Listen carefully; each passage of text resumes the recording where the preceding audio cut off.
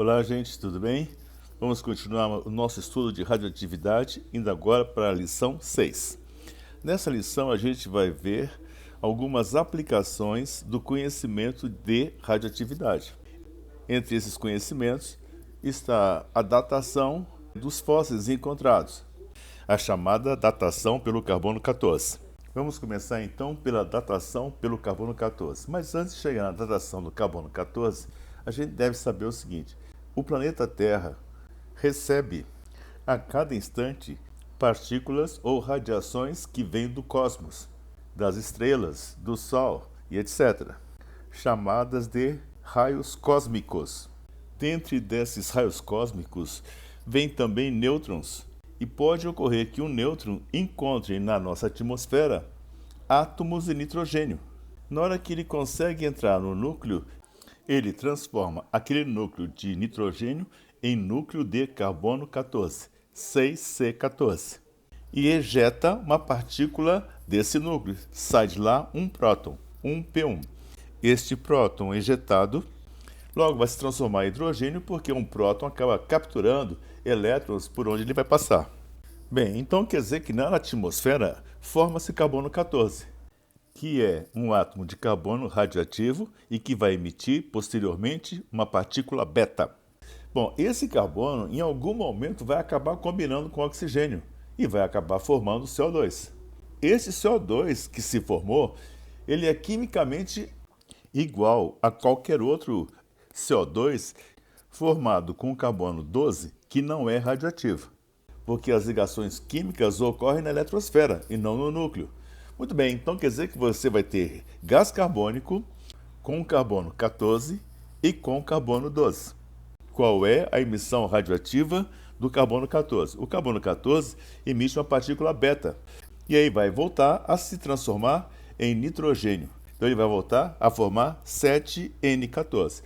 Resumindo, o nitrogênio recebe o nêutron. Esse nêutron transforma o nitrogênio em carbono 14. O carbono 14, depois de um certo tempo, ejeta uma partícula beta e volta a ser nitrogênio. Bem, mas nesse período que ele existe, o carbono 14, ele acaba se combinando com o oxigênio. Em um determinado momento, ocorre a fotossíntese. Então, esse carbono 14 vai acabar sendo incorporado ao tecido de um vegetal. Então, nas folhas, nessa planta, você vai encontrar átomos de carbono 14. Conclusão: esse carbono 14 forma gás carbônico vai para a planta, os animais comem essa planta e a gente acaba se alimentando de vegetais e de animais.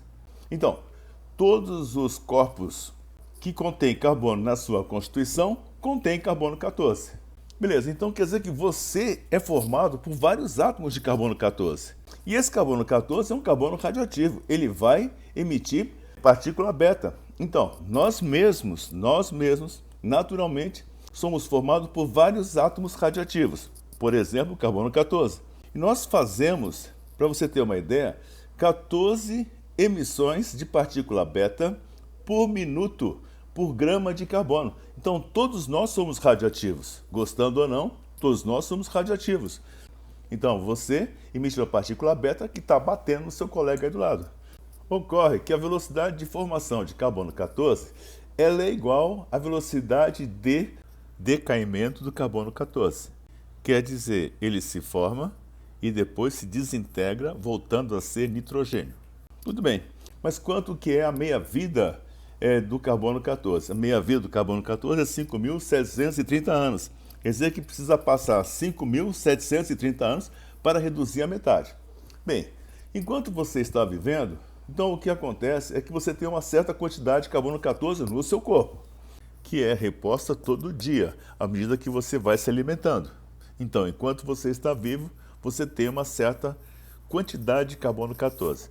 Só para dar uma ideia, existe um carbono 14 para 1 trilhão de carbono 12.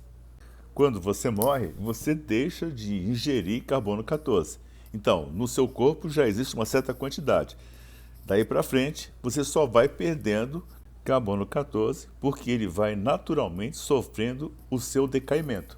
Bom, concluindo, enquanto você está vivo, você tem uma certa quantidade de carbono 14. Quando você morre, você só vai diminuir a quantidade de carbono 14.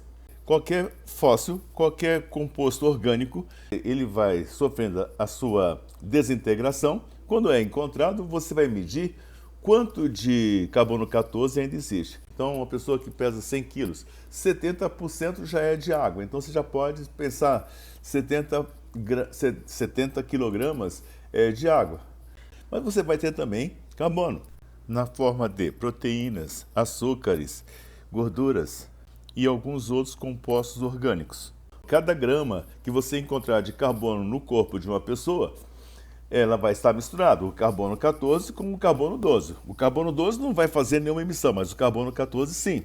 Cada pessoa mais ou menos emite 14 partículas beta por minuto por grama de carbono.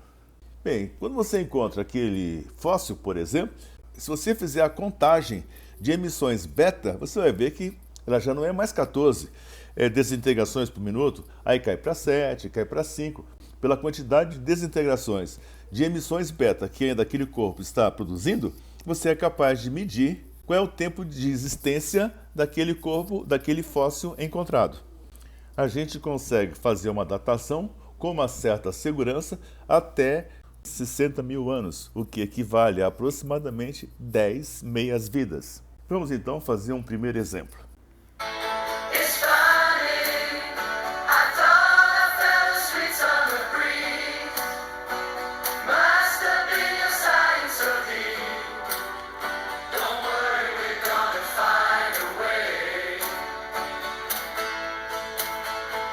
O exemplo 1 diz o seguinte: a proporção entre o carbono 14 e o carbono 12 encontrado num fóssil é de 0,25 ppt. ppt quer dizer partes por trilhão. Qual é a idade aproximada desse fóssil? Bem, dada a reação nuclear do carbono 14. 6C14 vai dar partícula beta menos 1 beta 0 mais 7N14. E a meia-vida do carbono 14 é 5.730 anos. Vamos resolver? Bem, tem um dado que não foi fornecido, mas vamos fornecer agora. Um animal vivo, um vegetal vivo, ele apresenta a seguinte concentração de carbono 14. É 1 ppt. Quer dizer que você vai ter um carbono 14 para 1 trilhão de carbonos 12. Bem, passado uma meia-vida, o que vai acontecer? Metade dos carbonos 14 vai ter desaparecido. Então, você vai ter depois meio ppt, 0,5 ppt. Depois de mais uma meia-vida, vai acontecer o quê? Metade da quantidade de carbono 14 vai desaparecer. Então, agora você vai ter 0,25 ppt. Então, de 1 ppt, uma parte por trilhão, para chegar a 0,25 partes por trilhão, você precisa calcular o tempo de 2 meias-vidas. Uma meia-vida corresponde a 5.730 anos. 2 meias-vidas vão corresponder a um tempo T anos. Bom, vai fazer o cálculo, são 2 meias-vidas, vai ficar 2 vezes 5.730, que vai ser igual a 11.460 anos. Beleza? Bem, é desse jeito que você faz a datação dos fósseis até aproximadamente 60 mil anos. A partir daí você começa a ter muita incerteza, muita insegurança com relação ao resultado.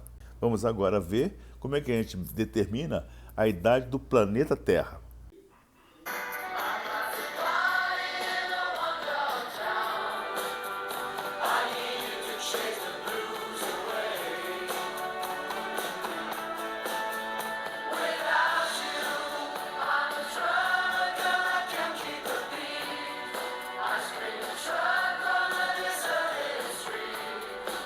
Bom, a gente sabe que o urânio 238, ele existe desde o início da Terra, certo?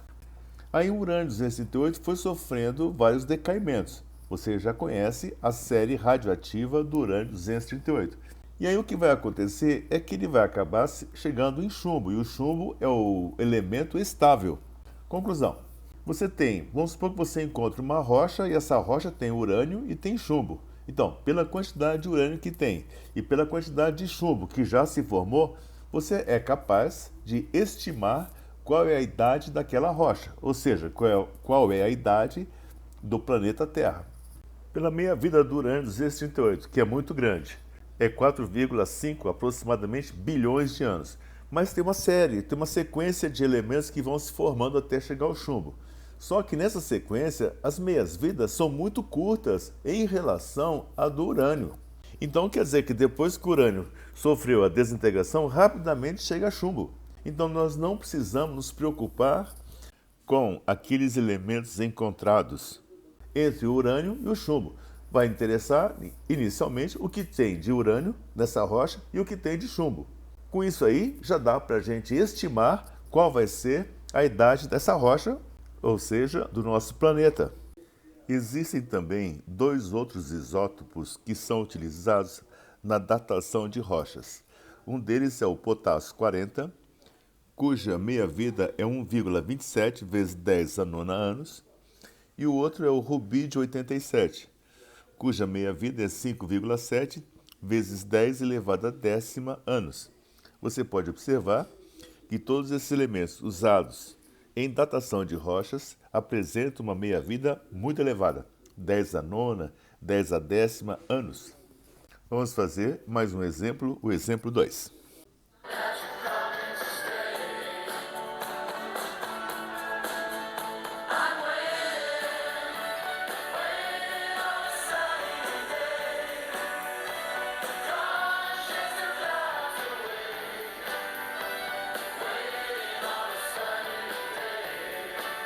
O exemplo 2 tem o seguinte enunciado. Fala assim: o rubídio 87 é um beta-emissor, transformando-se em estrôncio 87, representado pela equação. Então a equação é essa aqui: 37Rb87, o rubídio 87, vai dar 38Sr, que é o estrôncio 87, mais uma partícula beta. E a meia-vida dessa desintegração, desse decaimento, é igual a 5,7 vezes 10 elevado a décima anos. Imagine então que uma amostra constituída de 10 átomos de rubídio 87. Após quanto tempo a relação rubídio e estrôncio será igual a 7:3? Vamos resolver? Então o negócio é o seguinte: quantos átomos eu tenho no início? O N0 vai ser igual a 10. São 10 átomos de rubídio que eu tenho inicialmente. Cada vez que o rubídio sofrer o decaimento, ele vira estrôncio. Então, assim, se tinha 10, quando um rubídio se transformar em estrôncio, vai ficar, então, 9 rubídios e vai ter 1 estrôncio. Então, a proporção vai ser 9:1. Quando o segundo rubídio sofrer o decaimento, você vai ter, então, agora 8 rubídios. E você vai ter 2 estrôncios. Então, a proporção vai ser 8:2. Na terceira vez que ocorrer o decaimento, vão restar 7 rubídios e vão aparecer 3 estrôncios. Mas então você tinha inicialmente 10 e após um certo tempo você vai ter apenas 7 rubídios. E a meia-vida é então 5,7 vezes 10 a décima. Então você vai fazer assim: 2 elevado a x é igual a n0 sobre n. Essa é a forma que a gente vai usar. O n0 é 10 e o n é 7. Então vai ficar 2 elevado a x igual a 10 sobre 7. Vamos tirar o logaritmo, vai ficar assim: log de 2 elevado a x é igual a log de 10 sobre 7. Agora, aplicando algumas propriedades dos logaritmos, teremos esse expoente vai passar para frente do log, vai ficar assim: x log de 2, que vale 0,3, é igual ao log de 10 menos log de 7. Então vai ser igual x log de 2 é 0,3. Isso vai ser igual a log de 10 é 1 e o log de 7 é 0,84. Conclusão: você acaba de fazer essas continhas, então vai ficar assim: x igual a 0,53. X é o número de meias-vidas decorridas. Quer dizer que passaram 0,53 meias-vidas. Bom, então isso corresponde a quantos anos? Bom, uma meia-vida equivale a 5,7 vezes 10 elevado a décima anos. 0,53 meia-vida vai corresponder a t anos. Faz a regra de 3, multiplica em cruz. 0,53 vezes 5,7 vezes 10 elevado a décima sobre 1. Isso vai ser igual a 3,02 vezes 10 elevado a décima anos. Resposta: a relação em número de átomos rubídio-estrôncio é 7:3 após 3,02 vezes 10 elevado a 10ª anos. Tá bom? Legal, né? Bom, vamos agora construir uma bomba atômica. Combinado?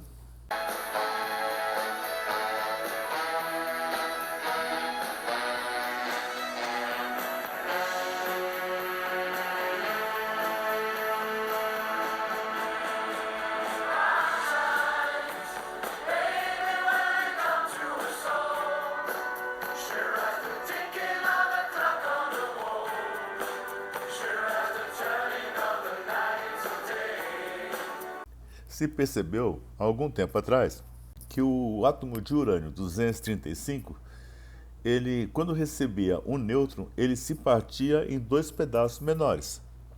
Muito bem, então quer dizer que você, naquele momento que entrou o nêutron, você teria um urânio 236, mas esse urânio 236, ele se parte em dois pedaços.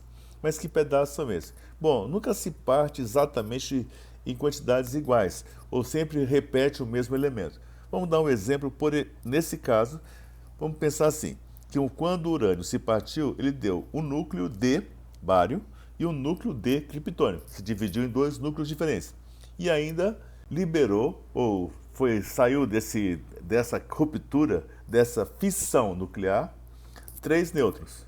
O fenômeno da bomba atômica está associado à fissão. Fissão quer dizer quebrar, rachar, a fissão do núcleo do urânio 235. Quando ele se parte, surgem dois novos núcleos menores e ainda ocorre a liberação de 2 a 3 nêutrons. Neste exemplo, eu falei que foram liberados 3 nêutrons. Além do núcleo se partir em dois, o que acontece é que também há uma grande liberação de energia. E essa energia liberada é então aproveitada para fazer a chamada bomba atômica.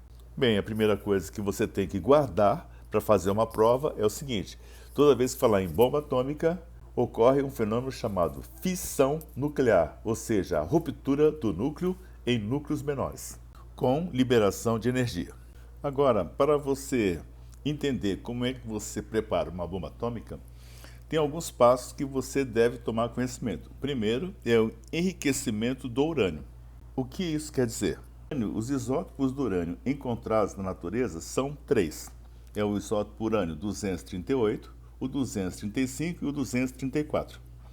O isótopo que é físsil, aquele que é usado para fazer a fissão, é o urânio 235. O problema é o seguinte, na natureza, o urânio 238 é encontrado na seguinte proporção, 99,28%.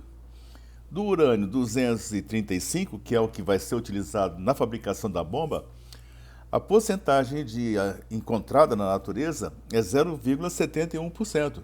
Quer dizer que é muito pouco, se encontra muito urânio 238, mas esse não é usado para a fabricação da bomba atômica. E tem o urânio 234, que tem uma porcentagem na natureza igual a 0,006%. Bem, você vai usar o urânio 235. Bom, mas e daí? Nessa porcentagem é tão pouco que você não vai conseguir fazer a fissão de tal maneira que você consiga fazer a bomba. Você deverá então fazer o chamado enriquecimento do urânio. Ou seja, você deve fazer uma concentração e concentrando, eliminando o urânio 238 e deixando apenas o urânio 235. Para você ter uma ideia, é menos de 1%. E para você produzir a chamada bomba atômica, você precisa de ter uma massa de urânio que contenha pelo menos 90% do urânio 235. Ou seja, você tem que enriquecer, quer dizer, tornar aquela porção de urânio rica em urânio 235. Então a gente tem que ir eliminando o urânio 238. Não é fácil. Então se utiliza, hoje são centrífugas, de tal maneira que o urânio 238, que ele é o mais pesado, ele vai sendo expulso da amostra e você vai então enriquecendo o restante da amostra no urânio 235, até chegar a um teor de 90% pelo menos. Na segunda etapa da preparação da bomba é que você deve saber que vai ocorrer uma reação em cadeia. Uma reação em cadeia quer dizer o seguinte, é como se fosse assim, uma fila de dominós. Você derruba o primeiro dominó e todos os outros vão caindo um após o outro. Então, Para você fissionar, para você quebrar o núcleo de urânio 235, é necessário atirar um nêutron contra ele. Esse nêutron bate no núcleo, divide em dois pedaços menores e daí, nessa quebra, ainda escapam de 2 a 3 nêutrons daquele núcleo de urânio. Aqueles nêutrons que acabaram de sair do primeiro núcleo quebrado, fissionado, dá prosseguimento à cadeia de quebras que vão se seguindo. Resumindo, cada vez que um nêutron bate no núcleo de urânio, ele pode quebrar o novo núcleo e aí liberar mais 2 a 3 nêutrons. E assim a reação vai se multiplicando. Então, quebra um, depois vão quebrar, aí saem 3 nêutrons. Cada nêutron vai quebrar 3 novos átomos, 3 novos núcleos de urânio. De cada núcleo vão sair 3 nêutrons que assim e vão se propagando até todos os átomos serem fissionados num espaço de tempo curtíssimo. Logicamente, se é num espaço de tempo muito curto, vai haver uma grande liberação de energia, e essa grande liberação de energia é que a gente chama de bomba atômica. Bem, existem alguns problemas que nesse momento não interessam muito. Por exemplo, para você produzir essa reação em cadeia, você deve ter uma certa quantidade de urânio. Tá bom. Mas aí é o seguinte, se você tiver uma quantidade de urânio muito pequena, menor do que a chamada massa crítica, o que vai acontecer? Começa a haver as rupturas, os núcleos começam a se quebrar, mas os nêutrons escapam daquela amostra sem produzir novas rupturas, porque tem poucos átomos de urânio. Então existe uma massa mínima, chamada massa crítica, que você deve ter para que ocorra a multiplicação em quantidade, a fissão em quantidade tal que libera tanta energia que você então produz a bomba atômica. Bom, então algumas coisas você deve saber o que aparece com frequência. Primeiro, o que é o enriquecimento do urânio? É você tornar a amostra de urânio rica em urânio 235, até aproximadamente 90%. Depois, a reação deve ser em cadeia, ou seja, quando começar a quebrar o primeiro núcleo, cada núcleo que se quebra dá origem a 3 novos nêutrons que quebram logicamente 3 novos núcleos de urânio e assim vai se multiplicando. Se você tiver uma quantidade muito pequena, esses nêutrons que escapam quando o núcleo se quebra, pode ir embora, você pode perder e não ter a ruptura do novo núcleo. Então existe uma massa mínima de urânio 235 que você deve então reunir no momento que vai haver a detonação da bomba, quer dizer, na hora que você vai começar a fazer a multiplicação, a massa de urânio deve ser no mínimo um determinado valor que permita ocorrer a reação em cadeia. Para finalizar, vamos examinar o que é a bomba de hidrogênio, também chamada de bomba H.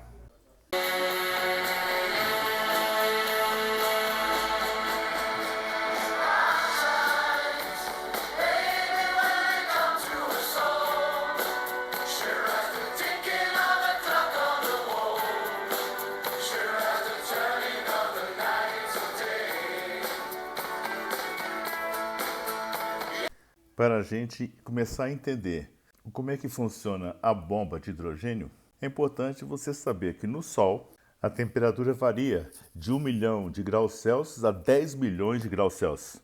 E nessa temperatura ocorre a fusão de prótons ou de hidrogênios, obtendo-se o núcleo maior, que é o núcleo do átomo de hélio.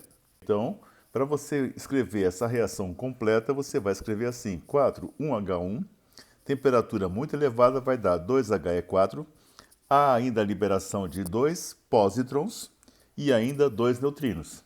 Conclusão: você obtém o hélio a partir da fusão de 4 hidrogênios. Então quer dizer que nós vivemos por causa do Sol. Nós vivemos na Terra por causa da explosão de muitas bombas de hidrogênio.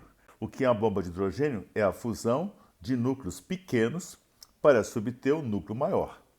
Bom, pode haver ainda a formação de núcleos maiores ainda, mas sempre a ideia original é você pegar núcleos pequenos e vai obtendo núcleos maiores. Tentando reproduzir o que acontece no Sol, se percebeu o seguinte, que é mais fácil você fazer um hélio a partir do deutério e do trítio, que são 2 isótopos de hidrogênio. Mas, mesmo assim, há necessidade de uma grande quantidade de energia para permitir a fusão desses núcleos pequenos. Se você conseguir fazer essa fusão, você vai obter então o hélio e vai liberar energia. Bom, então agora nós já sabemos que existem várias maneiras de você fazer essas fusões. Uma delas é você fazer o seguinte, é você usar um hidreto de lítio, só que não é um hidreto LiH, você vai usar um deutereto de lítio, ou seja, você vai fazer o hidreto de lítio com deutério, porque nessa fusão se descobriu que o lítio ele vai acabar se transformando em trítio, e aí você vai conseguir, logicamente, fazer a fusão, desde que você tenha condições de temperatura suficiente para poder iniciar essa reação. Daí, os cálculos para atingir essa temperatura leva a gente a pensar o seguinte: para você conseguir temperatura suficiente, você precisaria primeiro detonar uma bomba atômica que daria energia suficiente para poder ocorrer o segundo fenômeno, que é a fusão dos átomos de hidrogênio. A bomba H é uma fusão, mas para que você consiga fazer essa fusão de prótons para obter o hélio, você deverá primeiro detonar uma bomba atômica e aproveitar a energia para fazer a fusão.